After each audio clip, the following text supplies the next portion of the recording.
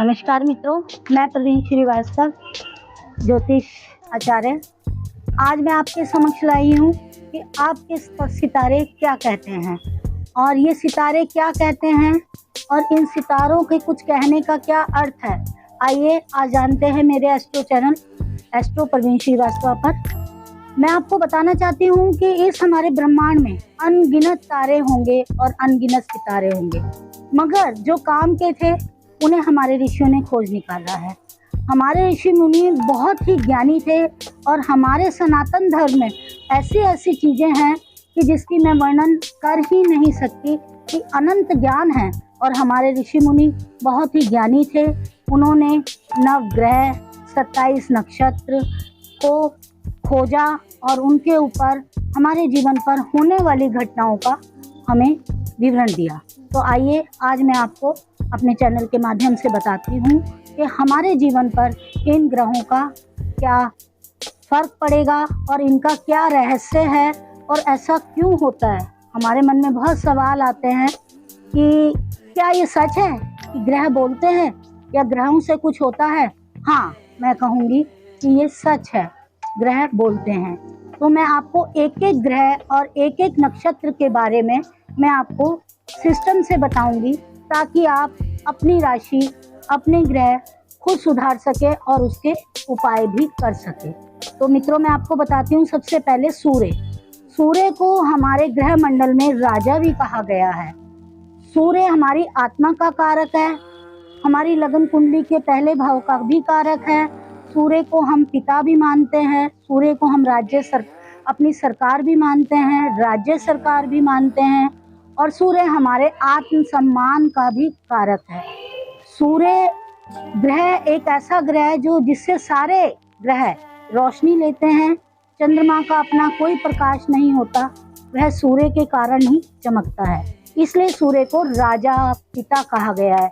जैसे हमारे घर में हमारा भरण पोषण पिता की जिम्मेवारी है और हमारे राज्य में हमारे मुख्यमंत्री जी की, हमारे देश में प्रधानमंत्री की जिम्मेवारी है, इसी तरह सूर्य भी हमारे जीवन में वही कार्य करता है। अगर आपका सूर्य बहुत अच्छा है तो आपको सरकारी नौकरी, पिता का सानिध्य, पिता से लाभ, आपको राज्य सरकार से लाभ, आपको सरकार से सम्मान की प्राप्ति, ये सभी चीजें होंगी जो मैं आपको आगे वीडियो में बताऊंगी।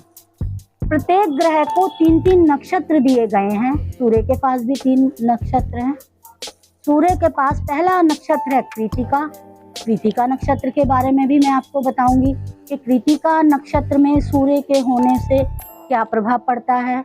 दूसरा नक्षत्र है इसका उत्तरा फाल्गुनी के बारे में और उसके उपाय के बारे में भी बताएंगे। तीसरा नक्षत्र है इसका उत्तराषाढ़ा। ये तीनों नक्षत्रों के बारे में और सूर्य से जो हमें, अगर सूर्य हमारे शत्रु क्षेत्र में है, सूर्य पाप स्थानों में है, ये सभी, और पापी ग्रहों के साथ है, सूर्य के ऊपर पापी ग्रहों की दृष्टि पड़ रही है, सूर्य कहाँ हमारा खराब है, अगर सूर्य हमारा खराब है तो इससे हमें क्या क्या रिजल्ट्स मिलेंगे। हमारे पिता का स्वास्थ्य ठीक नहीं रहेगा, पिता से लाभ नहीं मिलेगा, सरकार से लाभ नहीं होगा। सूर्य हमारे आत्म सम्मान का भी कारक है, सूर्य हमारी आत्मा का भी कारक है। इन चीज़ों में हमारे फर्क पड़ेगा। तो मित्रों, मैं आपको एक एक ग्रह और उसके एक एक नक्षत्रों से होने वाले उपायों के बारे में बताऊँ।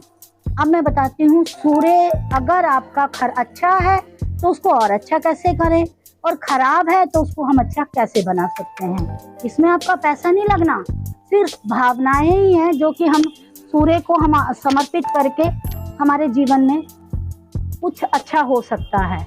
और मेरा यही प्रयास रहेगा कि जो भी मेरे इस चैनल को देख रहे हैं, तो इस चैनल के माध्यम से मैं अपने दर्शकों को लाभ दे सकूं।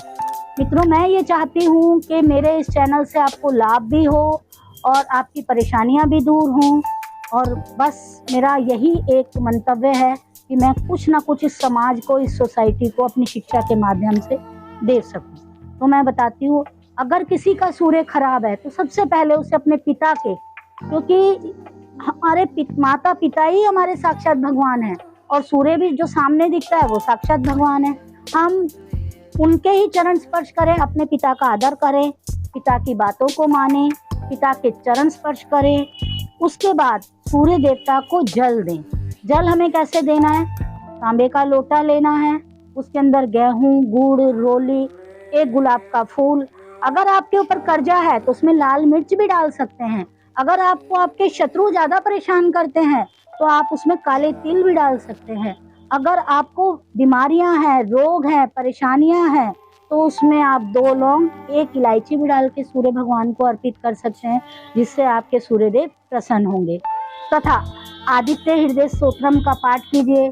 जो बच्चे हमारे आजकल उच्च शिक्षा के लिए शिक्षा ग्रहण कर रहे हैं या शिक्षा प्राप्ति के लिए भाग रहे हैं, जिनका नीट में, NIT में और IAS PCS में, हमारी फौज में, जो भी बच्चे आना चाहते हैं सरकार से संबंधित सरकारी कार्य संस्थानों से, तो उनके लिए आदित्य हृदय स्तोत्रम का पाठ करें। अगर संस्कृत उनके लिए मुश्किल है तो YouTube चैनल पे आदित्य हृदय स्तोत्रम है, आप उसको अपने कानों में लीड लगाकर भगवान सूर्यदेव का स्मरण करते हुए उसको सुन लीजिए।